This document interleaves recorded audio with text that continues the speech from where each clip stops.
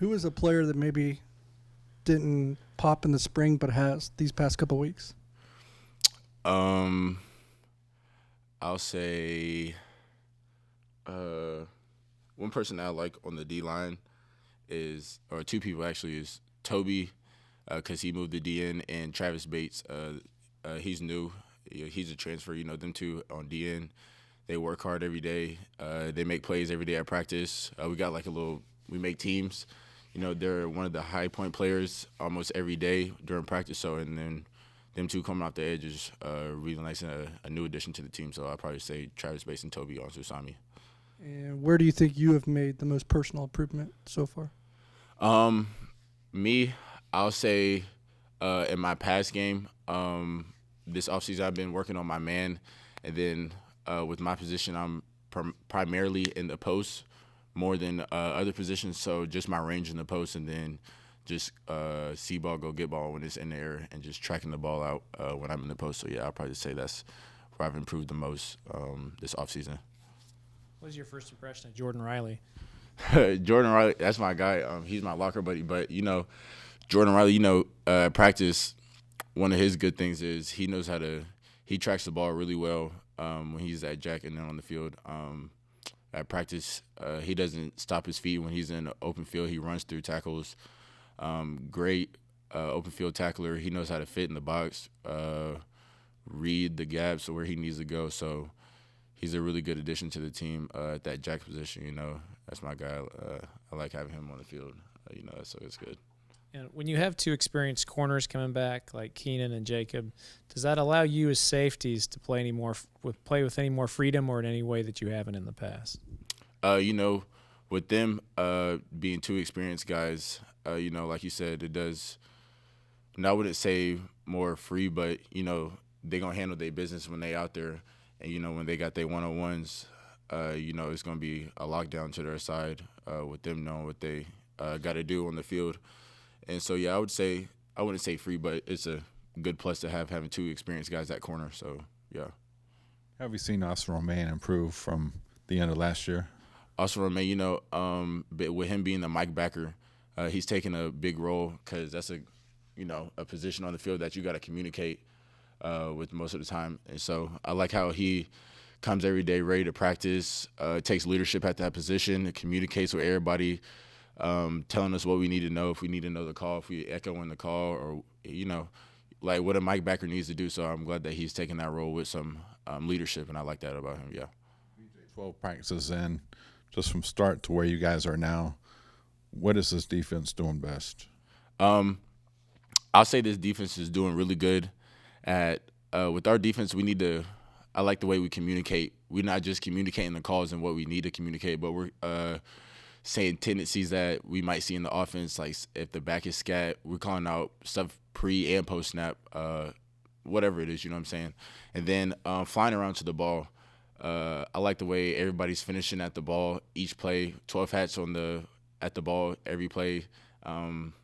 That's how we fly around to the ball, because that's a good thing to have as a characteristic as a defense. You like to have everybody at the ball, not just 9 people or 10. You need to have all 11 hats at the ball. So that's one thing I like that we do this fall camp. So, yeah.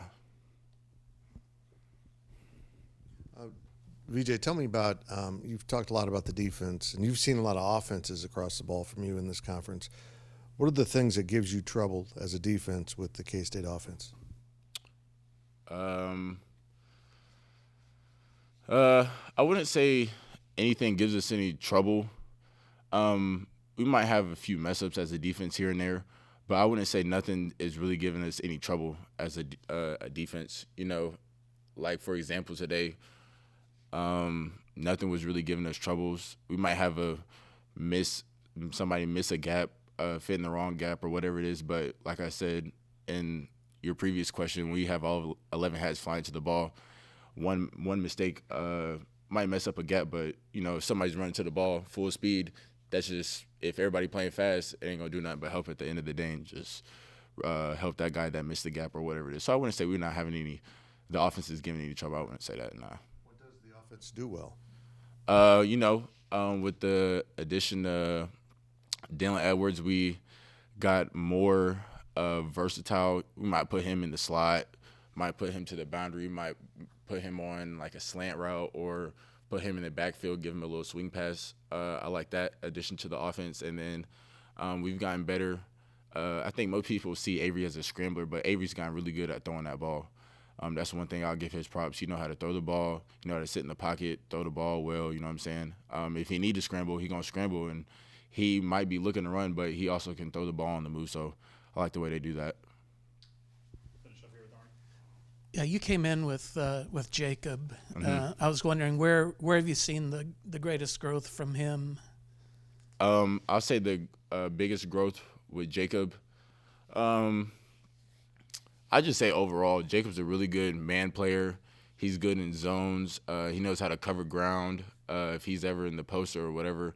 So I can't nitpick on something that I can't pinpoint something that he's really improved on. I just say his overall game this offseason, with us working together in the offseason, we pick something out every day to work on. So just as an overall player, he's really grown, whether it's man coverage, zone, being in the run fit. So that, I'll say that. Just overall player, he's grown. I wouldn't nitpick on or pinpoint one thing that he's gotten better at. Coaches mentioned also that he's gotten more vocal, which I guess that hasn't come natural to him. Have you noticed that? Jacob. First few years, Jacob been a quiet person, but as he's grown in the locker room and he's gotten more trust and he's became one of those older guys, one of the veterans on the defense, you kind of have to take that role to speak up more and call out stuff that you usually don't call out, you know. But Jacob being more vocal does help the whole defense, because he might see something on one side of the field, and with him, if he's quiet, everybody on defense isn't going to know that. But with him being vocal, we might communicate that all the way around to the defense, and that's just going to help us at the end of the day with overall stuff that we see on the field. So, yeah.